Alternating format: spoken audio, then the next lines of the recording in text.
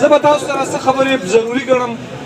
د هر څه نه مخکې خو بخښنه غواړم، معافي غواړم. زمونږ ډېر سپین لوبې مشران پنډال کې ناست دي او موږ مشران دلته ناست یو، خو دا د وختونو تقاضې دي.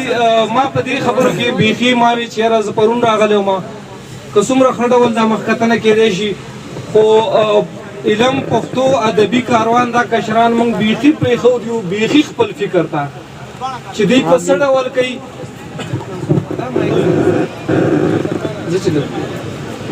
اوس که په دې کې تېروتنې د دوی نه شوي نو هغه به موږ معاف کوو. دا کشران دي، دا به مخکې چې دوی بیا بله مخکتنه کوي، بله کوي.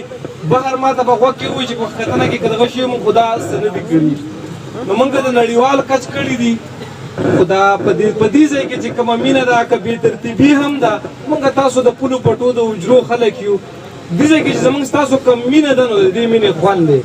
زه به نه غواړم چې بل طرف ته خبرې وکړم. نن منیر بونیری شازلمی دی د ننني غونډې او په هغه باندې خبرې کوم او په هغه باندې زه څو ضروري خبرې کول غواړم تاسو ته. لومبۍ خبره ده چې کله د اروپا خلک خپل قدرونه وبایلي، د هغې نه خپل اقدار پرېوځي، دروغ پکې راشي، منافقت پکې راشي، د یو بل خپې وهل پکې راشي، هر قسمه د یو ښه ټولنې اقدار چې پرېږدي نو په هغې کې د لیریکل بیډز په نوم باندې کالریج او ورزورت دوی د رومانیت تحریک شروع کړي. سهر بونیری دي، شمشیر باچا دي، ټول مشران ناست دي. دا ستاسو کرونده ده چې نن داسې دي. هغه تحریک چې شروع شي نو په یو وخت کې دغه تحریک ته شیلې، بایرن او دا یو څو نومونه چې جان کیټس دا ورته میلاو شي. دوی عمرونه 22 کاله، 23 کاله، 24 کاله په دې عمر کې دا ځوانان دي. دوی لومبی کار څه وکړي؟ دوی لومبی کار دا وکړي چې دوی خپل دا ولس چې دی هغه ژوند ډېر بدرنګ شوی دی، د هغه ځای نه راوباسي. د رومانیت لپاره 14 اصول وټاکي، هغه اصولو لاندې هغې شاعري وکړي. هغه اصول څه دي؟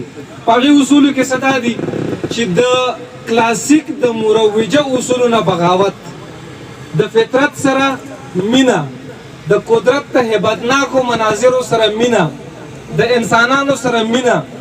په هغې کې بیا نور ډېر رنګونه دي. تصوف په هغې کې دی چې د خدای او د خدای وحدانیت چې دی نو د هغې سره مینه او په یو جدید انداز د وحدانیت وړاندې کوي. 14 اصول دي په دې جان کیټس، شیلې، بایرن دا د هغه ځای لیکوالان دی په لیکلو کې. او دغه وخت چې د شاعرۍ له وجې د فرانس انقلاب راشي، دا هغه وخت او دغه وخت چې د اروپا ژوند بدل شي. بیا راځو پښتونخوا ته. پښتونخوا کې خوشحال بابا